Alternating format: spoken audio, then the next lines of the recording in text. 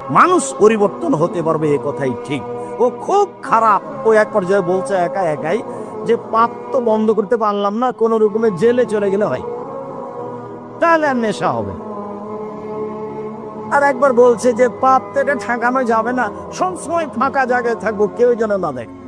ও মনে মনে বলছে, তার মানে খুব চেষ্টা করে কিন্তু নিজেকে টিকিয়ে রাখতে পারে না। অভ্যাস খুব খারাপ জিনিস, যার কারণে মানুষে বলে অভ্যাসের দাস। এরপরেও যেটা বলছি যে এই বলে আপনি নিরাশা হবেন না, নিরাশা হয় কাফের। নিরাশা কে হয়? কাফের। যারা সালাত আদায় করে ও কাফের নয়। আপনি কাফের নন। পৃথিবীর কোন যুবতী যারা আল্লাহকে বিশ্বাস করে, যারা নবীকে বিশ্বাস করে, সে যেন তার পাপের কারণে নিজেকে কাফের মনে না করে।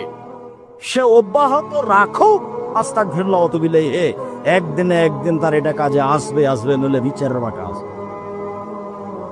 সে জীবন বাজি রেখে নিজেকে ঠেকানোর চেষ্টা করেছে,